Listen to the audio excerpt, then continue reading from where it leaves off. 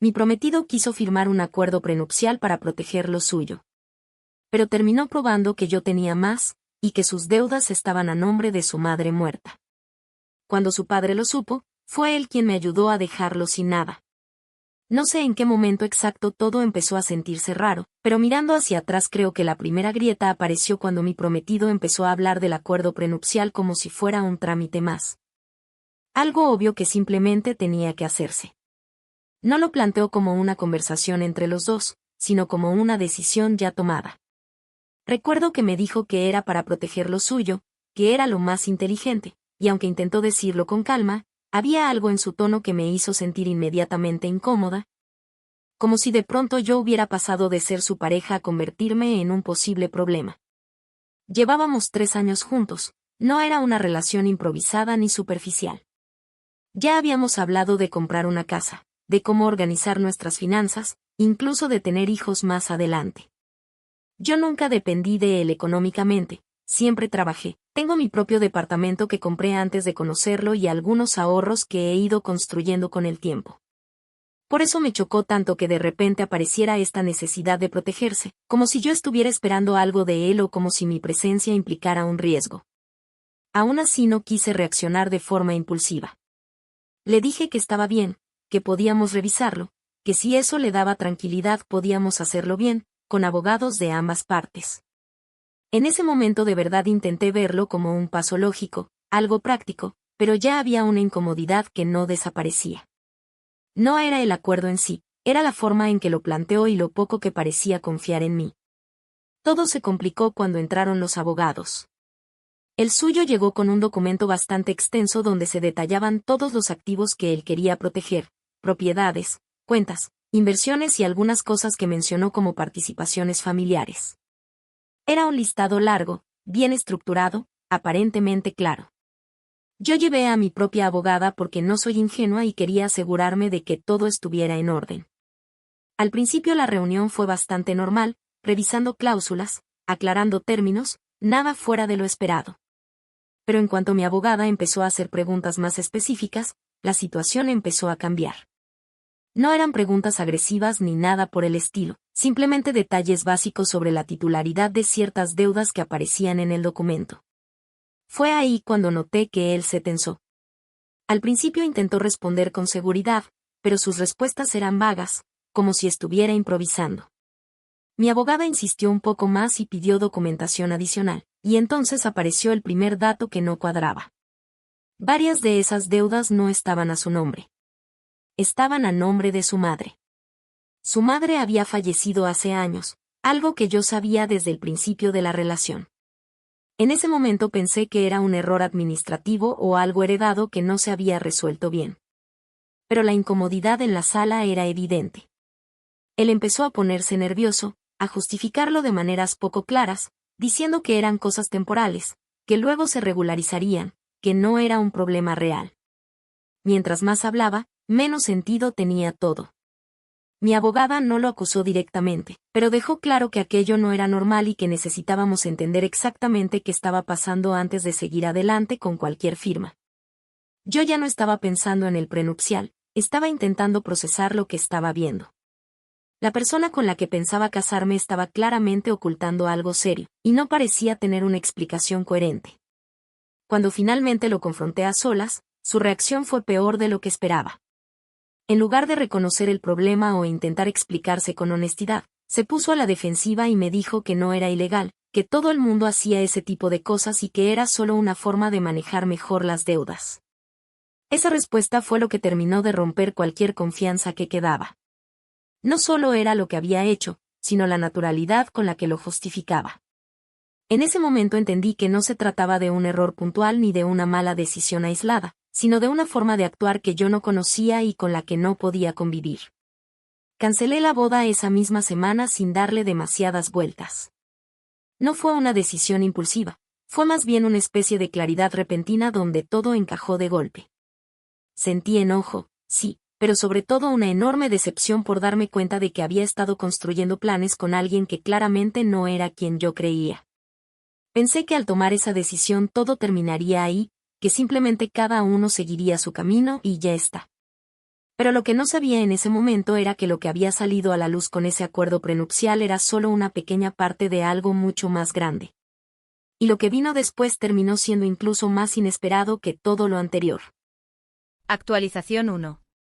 Pasaron un par de semanas desde que cancelé la boda y, durante ese tiempo, intenté convencerme de que ya había salido completamente de ese problema.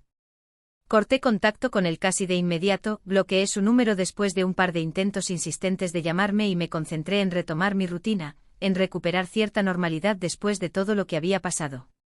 Al principio sentía una mezcla de alivio y enojo, alivio por haber descubierto todo antes de casarme y enojo por lo cerca que estuve de meterme en algo mucho más serio de lo que había imaginado. Sin embargo, esa sensación de cierre duró poco, porque la historia no terminó ahí. Una tarde recibí una llamada de un número que no tenía registrado. Estuve a punto de no contestar, porque en ese momento no quería hablar con nadie relacionado con él, pero algo me hizo dudar lo suficiente como para atender. Del otro lado estaba su padre. No era una persona con la que yo tuviera una relación cercana, nos habíamos visto en reuniones familiares y siempre había sido correcto, más bien reservado, pero nunca habíamos tenido una conversación real. Su tono era serio, directo, y desde el inicio dejó claro que sabía lo que había pasado. No dio rodeos ni trató de suavizar nada. Me dijo que estaba al tanto de la cancelación de la boda y que también sabía el motivo, que ya había hablado con su hijo y que había revisado cierta información por su cuenta. En ese momento pensé que tal vez me llamaba para defenderlo o para intentar convencerme de reconsiderar, pero fue todo lo contrario. Me explicó que lo que yo había descubierto no era algo reciente ni un error aislado, sino un patrón que llevaba tiempo repitiéndose. Según él, su hijo había estado manejando de forma irresponsable sus finanzas desde hacía años, acumulando deudas que luego intentaba ocultar o mover de maneras cuestionables. Lo más grave era precisamente el uso de la identidad de su madre fallecida, algo que, según sus propias palabras, no solo era éticamente inaceptable sino potencialmente ilegal. Me dijo que no era la primera vez que surgían problemas por ese tipo de decisiones, pero que hasta ahora nadie había llegado tan lejos como para exponerlo de manera tan clara como había pasado con el prenupcial. Lo que más me desconcertó fue la forma en que habló de todo. No había excusas ni intentos de justificarlo, más bien se notaba un cansancio profundo, como si llevara tiempo lidiando con lo mismo y ya no tuviera paciencia. En un momento me dijo que yo no era la primera persona a la que su hijo intentaba arrastrar a sus problemas, pero que podía ser la última si manejaba bien la situación. Esa frase se me quedó grabada porque no sonaba a advertencia, sino a una especie de consejo muy directo. Me pidió que no firmara absolutamente nada, que no retomara ningún tipo de negociación con él y que evitara cualquier conversación que no fuera a través de abogados. Me explicó que el documento prenupcial, aunque nunca se firmó, había sido suficiente para que salieran a la luz cosas que ni siquiera él conocía en detalle. Al parecer, al revisar los supuestos activos y deudas, se habían detectado inconsistencias que lo llevaron a investigar más a fondo, y lo que encontró fue peor de lo que esperaba. Yo ya había tomado la decisión de alejarme, así que en teoría no tenía mucho que perder, pero escuchar todo eso hizo que la situación cambiara de escala en mi cabeza. Ya no era solo una ruptura complicada o una decepción personal, era algo que podía tener implicaciones legales reales si yo hubiera seguido adelante sin cuestionar nada. Empecé a entender que el prenupcial, que al inicio me pareció una ofensa, en realidad había sido lo que destapó todo antes de que fuera demasiado tarde. Acepté escuchar más y le dije que estaba dispuesta a cooperar en lo que fuera necesario, siempre y cuando eso no me involucrara más de lo que ya estaba. Él me aseguró que su intención no era arrastrarme a un proceso complicado, sino precisamente evitar que yo quedara expuesta. Me comentó que ya estaba trabajando con sus propios abogados para revisar la situación de su hijo y que probablemente habría consecuencias serias si se confirmaba todo lo que sospechaban. Durante los días siguientes me mantuve al margen pero en contacto con mi abogada, quien también empezó a revisar con más detalle la información que habíamos recibido inicialmente. A medida que avanzaba, se hacía más evidente que había múltiples irregularidades, no solo en el uso de la identidad de su madre, sino en la forma en que se habían adquirido ciertas deudas y en cómo se habían declarado algunos activos. Era un entramado más complejo de lo que parecía en un principio, y lo más inquietante era pensar que yo estuve a punto de firmar un documento que, de alguna manera, me vinculaba indirectamente con todo eso. Mientras tanto, él intentó comunicarse conmigo en varias ocasiones, primero con mensajes que iban desde la disculpa hasta la justificación, y luego con un tono más desesperado en el que decía que todo se había malinterpretado y que podía explicarlo mejor si hablábamos en persona. No respondí a ninguno. Después de todo lo que había salido, cualquier explicación que pudiera dar ya no cambiaba el fondo del problema. Lo que más me impactó de esas semanas no fue solo descubrir hasta dónde había llegado la situación, sino darme cuenta de lo poco que realmente conocía a la persona con la que estaba a punto de casarme. Durante 3 años construí una imagen de alguien responsable, estable, alguien con quien podía planear un futuro, y en cuestión de días esa imagen se desmoronó por completo. No fue un error puntual ni una mala decisión aislada, fue una cadena de acciones que hablaban de una forma de actuar completamente distinta a lo que yo creía. Al final, lo que empezó como una incomodidad por un prenupcial terminó convirtiéndose en una especie de advertencia que me salvó de algo mucho más grande. Y aunque en ese momento seguía procesando todo, ya tenía claro que alejarme había sido la única decisión posible, incluso si eso significaba enfrentar las consecuencias de todo lo que aún estaba por salir a la luz. Actualización 2. Pasaron aproximadamente 3 meses desde aquella llamada con su padre, y aunque al principio todo parecía haberse enfriado, la realidad fue que ese tiempo solo sirvió para que salieran a la superficie cosas mucho más serias de lo que yo había imaginado en un inicio. Durante las primeras semanas me mantuve al margen, siguiendo exactamente la recomendación que me habían dado, no tener contacto con él, no responder mensajes y canalizar cualquier asunto a través de mi abogada. Eso me permitió tomar distancia emocional, pero también me dejó en una posición extraña, porque empezaron a llegarme noticias indirectas sobre lo que estaba ocurriendo. Mi abogada fue quien me explicó con más claridad la magnitud del problema cuando finalmente revisaron toda la documentación que se había empezado a mover a raíz del prenupcial. Lo que inicialmente parecía una serie de deudas mal gestionadas resultó ser una red bastante más compleja de movimientos financieros cuestionables. No se trataba solo de tarjetas o préstamos aislados, sino de un patrón consistente de usar la identidad de su madre fallecida para adquirir obligaciones que luego él manejaba como si fueran propias, pero sin asumirlas formalmente. En términos simples, había construido una especie de doble vida financiera que le permitía aparentar estabilidad mientras acumulaba riesgos que no estaban visibles a primera vista. Lo más preocupante no era solo la ilegalidad potencial de esas acciones, sino la manera en que había intentado integrarme a ese escenario sin decirme nada. Mi abogada fue muy directa al decirme que de haber firmado ese acuerdo sin revisar a fondo, existía la posibilidad de que hubiera quedado vinculada indirectamente a ciertas responsabilidades o, en el mejor de los casos, atrapada en un conflicto legal largo y desgastante. Esa idea me dejó bastante inquieta, porque me hizo entender que no había sido un simple acto de deshonestidad, sino algo mucho más cercano a ponerme en una posición vulnerable de forma consciente. Mientras todo eso avanzaba por el lado legal, su padre volvió a contactarme un par de veces más, siempre con un tono serio pero ahora más enfocado en mantenerme informada. En una de esas conversaciones me dijo que la situación dentro de su familia se había vuelto insostenible, que habían tenido enfrentamientos fuertes y que finalmente habían decidido tomar medidas formales. No entró en todos los detalles, pero dejó claro que ya no estaban dispuestos a cubrir ni justificar lo que su hijo había estado haciendo durante años. Me explicó que parte del problema era que siempre habían intervenido para evitar consecuencias mayores, y que eso solo había permitido que el comportamiento continuara. También supe por esa misma vía, que varias de las instituciones involucradas habían empezado a hacer revisiones internas. No era algo inmediato ni escandaloso, pero sí lo suficientemente serio como para que él ya no pudiera manejar la situación como antes. La imagen que yo tenía de él como alguien organizado, responsable y con control de su vida se terminó de desmoronar cuando entendí que gran parte de esa estabilidad era una construcción sostenida con decisiones cada vez más arriesgadas. En medio de todo eso, él intentó contactarme nuevamente después de varias semanas de silencio. Esta vez no fue insistente como al principio, sino que me envió un mensaje largo en el que trataba de explicarse. Decía que las cosas se le habían salido de las manos, que nunca tuvo intención de hacerme daño y que pensó que podía arreglarlo antes de que yo me enterara. También insinuó que su familia estaba exagerando la situación y que todo podía resolverse si se manejaba con discreción. Leerlo no me generó la duda que tal vez habría sentido antes, sino más bien una confirmación de que seguía sin asumir completamente la gravedad de lo que había hecho. No respondí ese mensaje. No porque no tuviera cosas que decir, sino porque entendí que cualquier interacción directa solo iba a complicar más las cosas. Para ese punto ya no había espacio para negociar ni para intentar entenderlo desde otro ángulo.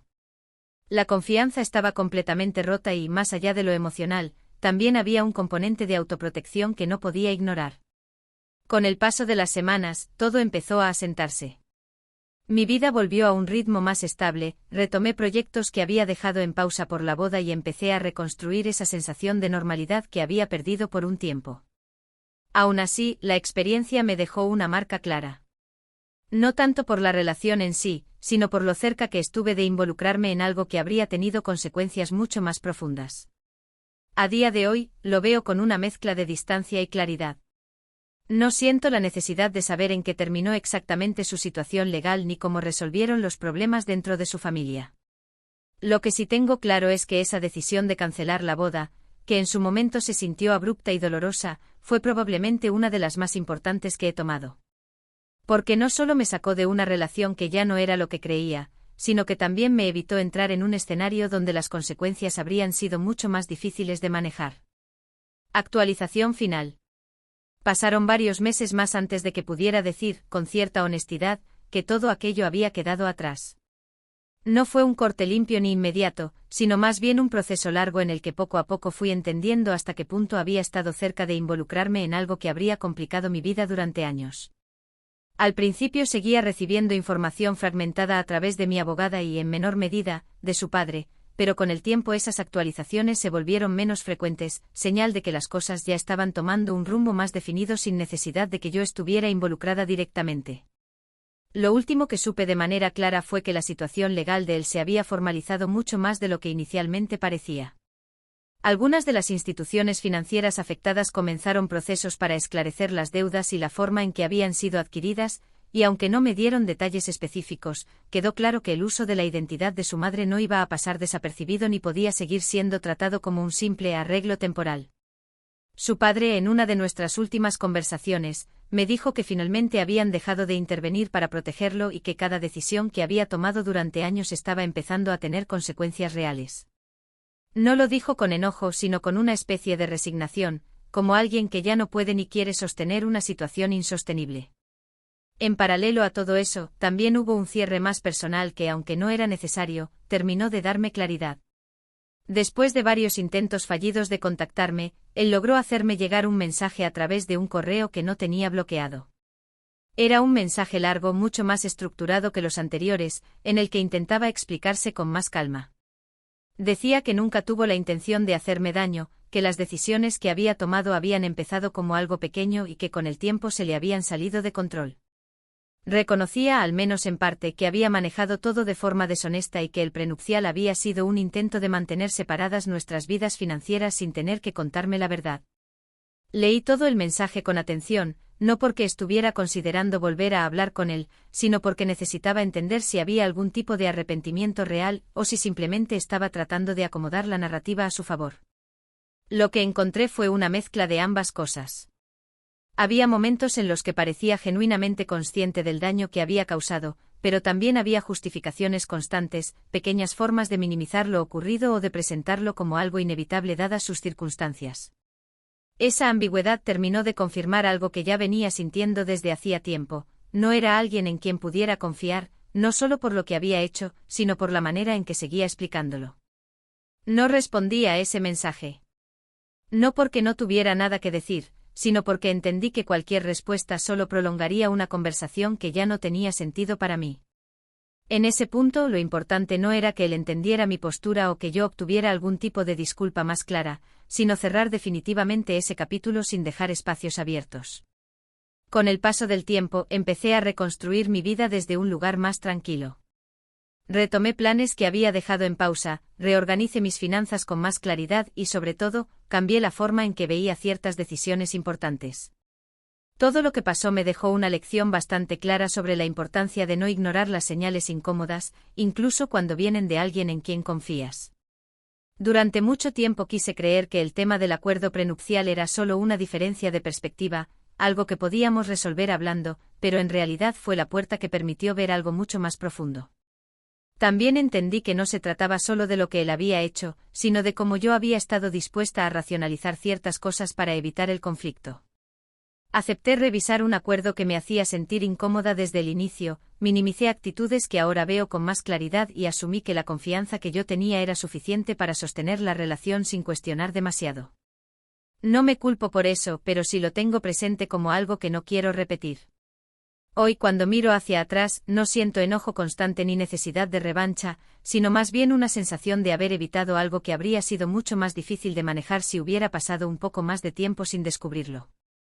El hecho de que todo saliera a la luz antes de firmar cualquier documento o de formalizar la boda fue, dentro de todo, lo mejor que pudo pasar en una situación así. Y aunque no fue una experiencia sencilla, sí fue lo suficientemente clara como para dejarme sin duda sobre la decisión que tomé.